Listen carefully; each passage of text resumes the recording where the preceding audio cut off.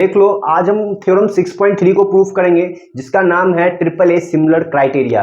देख लो, class 10th में हम लोग दो थ्योरम पढ़ चुके हैं, बीपीटी पढ़ चुके हैं और कन्वर्स ऑफ बीपीटी पढ़ चुके हैं। और आज हम क्या करने वाले हैं, देखो ट्रिपल ए सिमिलर क्राइटेरिया को प्रूफ करेंगे, ए सिमिलर क्राइटेरिया को प्रूफ करने वाले हैं, जो कि एनसीईआरटी बुक से थ्योरम 6.3 है।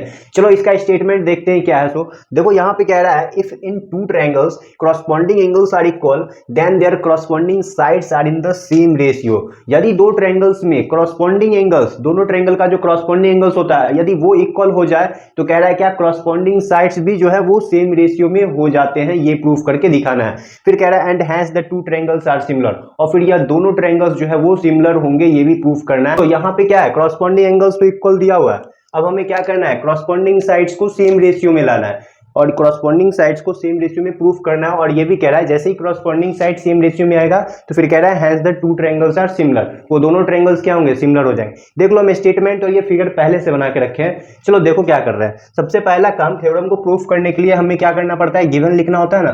तो चलो हम गिवन लिख के बनाते हैं। चलो गिवन लिखते हैं। गिवन सबसे पहला काम कि यहाँ पे दो ट्रायंगल्स दिया हुआ है, एक है एबीसी और दूसरा दिया हुआ है डीईएफ। ये दोनों ट्रायंगल्स दिया हुआ है, हम लिख लेते हैं। क्या लिखेंगे, ABC and DEF are two triangles. ABC and DEF are two triangles, ये चीज दिया हुआ है हमें। ABC and DEF are two triangles in which, इसमें क्या क्या गिवन है।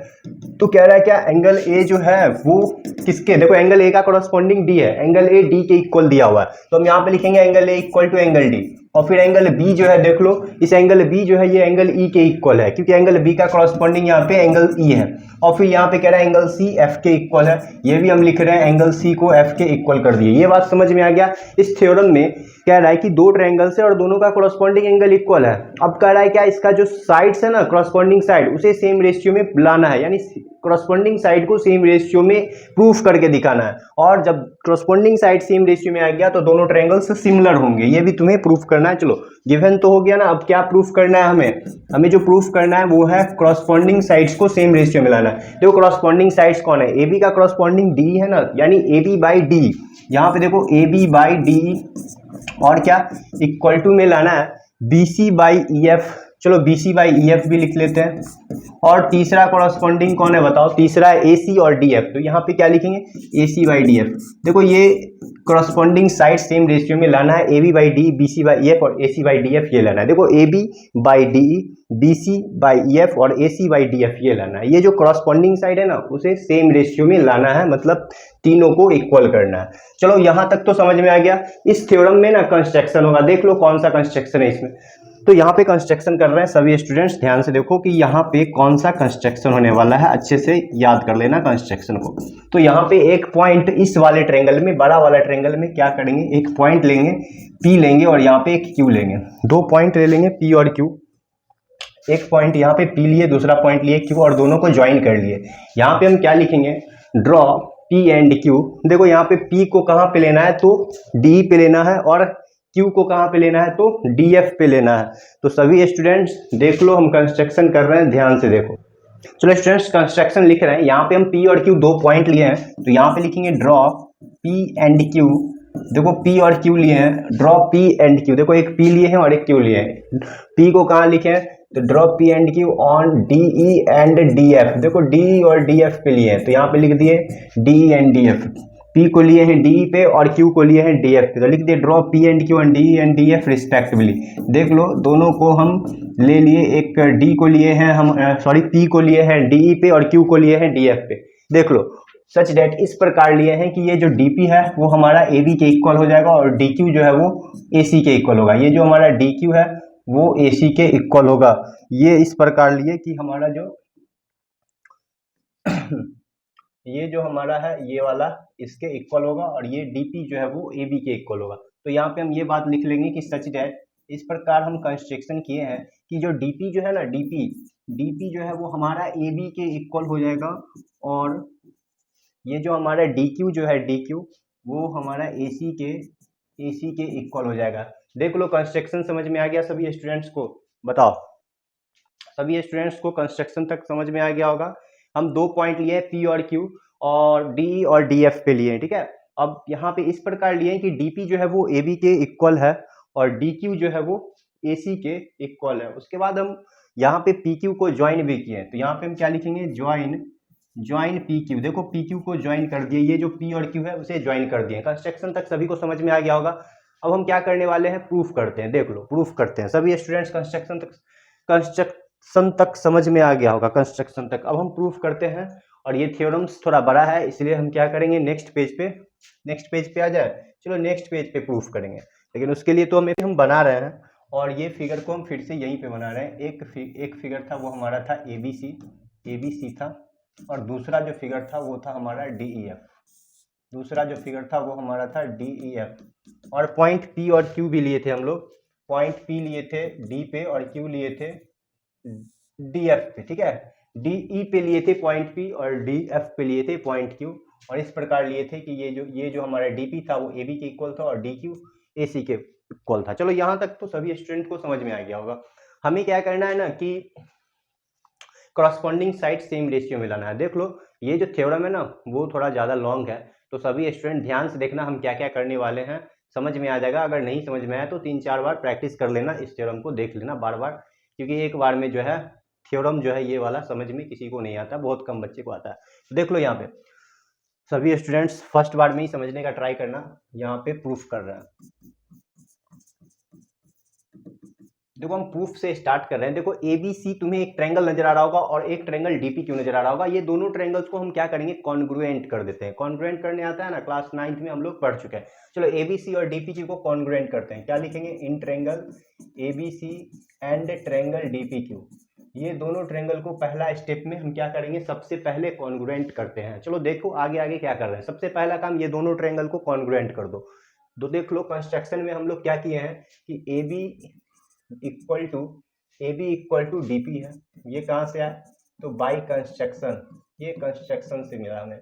उसके बाद देखो AC जो है वो DQ के इक्वल है, फिर लिखेंगे AC इक्वल टू DQ। ये कहाँ से मिला है, AC इक्वल टू DQ जो मिला, ये भी हमारा कंस्ट्रक्शन से ही मिल गया। तो यहाँ पे हम फिर लिख दिए बाई कंस्ट्रक्शन। देख लो कॉन्ग्रुएंट करने के लिए ना 3 पार्ट को ना इक्वल करना होता है, हमें 2 साइड्स इक्वल मिल चुका है। तीसरा हम क्या लेंगे, देखो ये जो A है ना, ये D के इक्वल है। गिवन एक बार देख लेना, गिवन जो है, गिवन कॉरस्पॉन्डिंग एंगल इक्वल था, तो हम A इक्वल टू D लिख दिए। देखो यहाँ पे गिवन, चलो गिवन एक बार दिखा दे रहे हैं सभी स्टूडेंट्स, देख लो गिवन क्या है। सो यहाँ पे लिखा हुआ है ना A equal to D, given ये दिया हुआ है पहले से, इस क्वेश्चन में A इक्वल टू डी दिया हुआ है, तो हम तीसरा पार्ट में A इक्वल टू डी लिख दिए जो कि गिवन है। देखो कौन सा रूल से ये कॉन्ग्रुएंट हो जाएगा ये दोनों ट्रायंगल, तो बाई SAS से होगा। SAS कॉन्ग्रुएंस रूल से ये दोनों ट्रायंगल को हम लोग कॉन्ग्रुएंट कर दिए। चलो कॉन्ग्रुएंट तो समझ में आ गया ना सभी स्टूडेंट्स को, कि जब 3 पार्ट इक्वल होता है किसी भी 2 ट्रायंगल का तो कॉन्ग्रुएंट हो जाता है, और हम ये दोनों ट्रायंगल्स को कॉन्ग्रुएंट कर दिए। देख लो क्या लिखेंगे अब, ट्रायंगल ABC जो है वो किसके कॉन्ग्रुएंट है, तो ट्रायंगल्स जो है DPQ के कॉन्ग्रुएंट हो गया, DPQ के। देख लो यहाँ DPQ लिखा हुआ है, ABC जो है वो DPQ के कॉन्ग्रुएंट हो गया है। ध्यान से देखो ये दोनों ट्रायंगल कॉन्ग्रुएंट हो गया है। देखो इसका जो B है ना, ये B इसके P के इक्वल हो जाएगा CPCT से, क्योंकि कॉरस्पॉन्डिंग पार्ट, CPCT क्या होता है, corresponding part of congruent triangle होता है ना, यानी क्या ये जो B जो है वो P के इक्वल हो जाएगा। हम लोग जानते हैं कि कॉरस्पॉन्डिंग एंगल इक्वल हो जाता है जब दो ट्रायंगल्स कॉन्ग्रुएंट होते हैं। तो ये देख लो, तो यहाँ पे क्या होगा, B जो है वो किसके इक्वल हो जाएगा, P के इक्वल हो जाएगा। और यहाँ पे क्या लिखेंगे, बाई CPCT। फिगर में देख लो क्या हम इक्वल किए, ये जो B है वो P के इक्वल कर दिए। जब 2 ट्रायंगल्स कॉन्ग्रुएंट होगा तो कॉरस्पॉन्डिंग एंगल को इक्वल कर लेते हैं। देखो इसे हम क्या कर लेंगे, इक्वेशन 1 ले लेंगे। और हम लोग गिवन में क्या पढ़े, गिवन क्या दिया हुआ इस क्वेश्चन में कि ये जो B जो है ना वो E के भी इक्वल है। तो यहाँ पे हम क्या कर लेते हैं, B को E के इक्वल कर लेते हैं। यहाँ देखो B इक्वल टू E, ये कहाँ से आया, तो गिवन से आ गया, ये इक्वेशन 2 है हमारा, ठीक है। देख लो स्टूडेंट्स, B जो है वो P के इक्वल भी है और B जो है वो E के भी इक्वल है। इसका मतलब है कि ये P और E दोनों इक्वल हो जाएगा। यहाँ पे हम क्या लिखते हैं, फ्रॉम इक्वेशन 1 एंड 2। देखो इक्वेशन 1 और 2 से देख लो ये हमारा LHS दोनों सेम है, तो RHS को भी सेम कर देंगे ना, यानी P जो है वो हमारा E के इक्वल हो जाएगा। तो यहाँ लिख रहे हैं P इक्वल टू E। देखो P और E दोनों इक्वल हो गया, P और E देख लो यहाँ पे दिख रहा है तुम्हें, P यहाँ है और E यहाँ है, ये दोनों इक्वल हो गया। इसका मतलब ये दोनों क्या है, क्रॉसपॉन्डिंग एंगल है।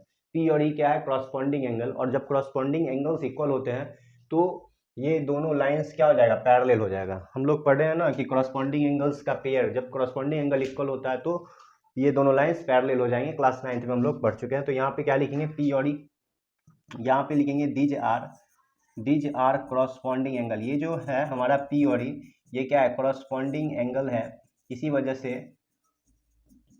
ये करस्पॉन्डिंग एंगल है, तो हम क्या लिखने वाले हैं कि पी क्यू जो है वो ई एफ के पैरेलल हो जाएगा।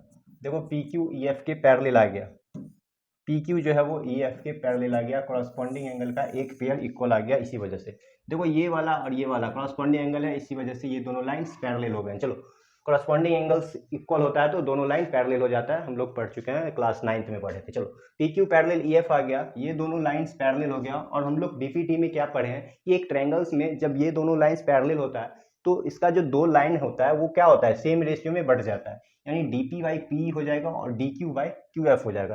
तो यहाँ पे हम यही बात लिखने वाले हैं कि डीपी जो है, ये डीपी जो है वो किसके, यहाँ पे लिखेंगे डीपी बाई पीई और इधर क्या लिखेंगे, D Q by Q F लिखेंगे।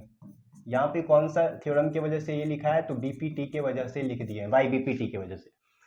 देख लो अब यहाँ पे क्या कर रहे हैं, हमें इसे क्या करना है, ए बी बाई डी लाना है और क्या लाना है, A C by D F लाना है और B C by E F लाना है। इतना दूर तक समझ में आ गया सभी स्टूडेंट्स को। तो ए बी बाई डी देखो कैसे आएगा, सभी स्टूडेंट्स ध्यान से देखो ए बी बाई डी कैसे आएगा।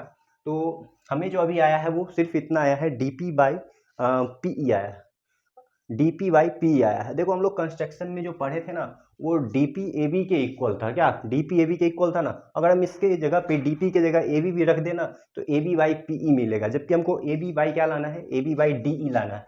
तो इस तरीके का क्वेश्चन है। हम क्या करने वाले हैं, इसको ना रेसिप्रोकल यानी इसको पलट के 1 ऐड कर दे रहे हैं। जैसे ही हम ऐसा करेंगे हमें प्रूफ हो जाएगा। चलो ऐसा ही करते हैं, ये इसे हम पलट सकते हैं ना, पी बाई डी पी लिख देंगे और इधर Q F by D Q लिखेंगे। ऐसा करने के बाद हम क्या करेंगे, एडिंग 1 करेंगे दोनों तरफ। तो यहाँ पे हम क्या करेंगे, P E by D P लिखेंगे और फिर इधर +1 और इधर Q F by D Q लिखेंगे और इधर भी क्या करेंगे +1। देखो डी पी आ गया एलसीएम इसका, यहाँ ऊपर में पी ई ही लिखाएगा, डी पी आ गया एलसीएम और ऊपर में क्या लिखाएगा, पी ई ही लिखाएगा। और 1 है यहाँ पे, 1 को डीपी बार, वही डीपी को 1 बार तो डीपी लिखा जाएगा इधर, और इधर क्या लिखाएगा डी क्यू, और डी क्यू को 1 बार, वही 1 को क्यू एफ बार क्या, और फिर ये 1 है यहाँ पे छुपा हुआ, 1 को डी क्यू बार पढ़े, वही डी क्यू को 1 बार। देखो डी क्यू मिल गया हमें, और दोनों को जोड़ दो, यहाँ पे पीई और डीपी को जोड़ दो। पीई और डीपी क्या है, देखो पीई और डीपी को जोड़ेंगे तो क्या मिलेगा, डीई मिलेगा ना यहाँ पे। तो यहाँ पे हम लिख लेते हैं डीई और नीचे जो है डीई और नीचे डीपी अपने जगह पे ही रहेगा। और देखो डी क्यू एफ और डी क्यू को जोड़ो, क्यू एफ और डी क्यू को जोड़ेगा तो क्या मिलेगा बताओ, डी एफ मिल जाएगा। यहाँ पे लिखेंगे डी एफ और नीचे डी क्यू अपने जगह पे रहेगा। चलो इतना दूर तक सभी स्टूडेंट को समझ में आ गया होगा। डीई बाई डी पी और D F by D Q आ गया है। देख लो इसे भी हम क्या करेंगे लास्ट में, डी बाई डी पी को हम क्या लिख सकते हैं, डी पी बाई डी लिख सकते हैं। इसको ऊपर ले जाएंगे, इसको नीचे लिखेंगे। देखो डी पी को ऊपर लिख सकते हैं और डी को नीचे लिख सकते हैं। तो ऊपर में लिख देंगे डी पी और नीचे क्या लिखेंगे, देखो नीचे लिख देंगे डी ई को। और फिर इधर ही वही काम करेंगे, डी क्यू को देखो इस डी क्यू को ऊपर ले जाएंगे और डी एफ को नीचे ले जाएंगे। तो डी क्यू ऊपर चला गया और डी एफ आ गया नीचे। अब हम क्या करेंगे, जो कंस्ट्रक्शन जो था मेरा, डीपी के जगह पे क्या रखेंगे, देखो डीपी जो है वो ए बी के इक्वल था, तो यहाँ पे हम लिख देंगे ए बी बाई डी लिखेंगे। और देखो डी क्यू किसके इक्वल था, ए सी के इक्वल, तो यहाँ पे लिखेंगे A C by D F लिख देंगे। देख लो ये कहाँ से आया, तो कंस्ट्रक्शन से आया। हम लोग कंस्ट्रक्शन में क्या अभी पढ़े थे, कंस्ट्रक्शन में क्या माने थे कि ए बी जो है वो किसके इक्वल है, तो डी पी के इक्वल है, और ए सी किसके इक्वल था, तो डी की के इक्वल था। ये कंस्ट्रक्शन में हम लोग अभी जस्ट मान लिए थे कि इस प्रकार था। चलो ये ए बी बाई डी और A C by D F आ चुका है, जो कि हमें ये लाना था। गिवन दिखाते हैं हम, देखो टू प्रूफ दिखाते हैं, सॉरी देखो टू प्रूफ में क्या है, ए बी बाई डी और A C by D F. सिर्फ बीच वाला जो बी सी बाई एफ है वो जो है सिमिलरली इसी तरह से हम अगर प्रूफ करें तो आ जाएगा। तो हम यहाँ पे यही बात लिखेंगे, similarly we can prove A B by D E equal to, देखो B C by E F. देख लो सिमिलरली हम इसे ला सकते हैं। देखो जैसे ही ए बी बाई डी और A C by D F आया है वैसे ही A B by D equal to B C by E F आ जाएगा, इसीलिए हम लिख दिए सिमिलरली वी कैन प्रूफ। अब हम क्या करेंगे देख लो, जब A B by D A C by D F के इक्वल है और फिर A B by D B C by E F के इक्वल है, तो इस प्रकार हम कह सकते हैं कि ये तीनों इक्वल ही आएगा। यहाँ पे लिख सकते हैं ना, A B by D E equal to A C by D F, फिर लिखेंगे इक्वल टू, फिर लिखेंगे B C by E F. देखो तीनों साइड सेम रेशियो में आ चुका है, और जब तीनों साइड सेम रेशियो में आ गया तो हम क्या कहेंगे कि ये दोनों ट्रायंगल्स जो है वो, ये दोनों ट्रायंगल्स क्या है बताओ, ये दोनों ट्रायंगल्स सिमिलर है। तो यहाँ पे हम लास्ट में ये बात लिख देंगे। सबसे पहला काम तो ये दोनों ट्रायंगल्स का जो करस्पॉन्डिंग साइड था उसको सेम रेशियो में लाने के लिए कह रहा था, जो कि आ चुका है। अब ये दोनों ट्रायंगल्स को सिमिलर प्रूफ करना था, तो यहाँ पे हम यही बात लिख देंगे, triangle A B C similar है ट्रायंगल डी ई एफ के, क्योंकि जब करस्पॉन्डिंग साइड सेम रेशियो में होता है और करस्पॉन्डिंग एंगल भी इक्वल होता है, तो वो दोनों ट्रायंगल सेम रेशियो में सिमिलर हो जाता है। तो यहाँ पे देखो ए बी सी और डी ई एफ दोनों सिमिलर हो चुका है। तो ये था हमारा ट्रिपल ए सिमिलर क्राइटेरिया, ये था हमारा ट्रिपल ए सिमिलर क्राइटेरिया, और ये थ्योरम हो गया है खत्म। चलो हम शुरू से एक बार और दिखा दे रहे हैं, देख लो। ये था हमारा थ्योरम 6.3 ए सिमिलर क्राइटेरिया, ये हमारा स्टेटमेंट है, फिगर है, ये गिवन लिखे थे, क्या प्रूफ करना था वो है, कंस्ट्रक्शन लिखे हैं, और यहाँ से हमारा प्रूफ है। तो सभी स्टूडेंट देख लो कैसे प्रूफ हुआ है, अच्छे से स्क्रीनशॉट ले लो और 2-4 बार प्रैक्टिस कर लो, समझ में आ जाएगा सभी स्टूडेंट्स को।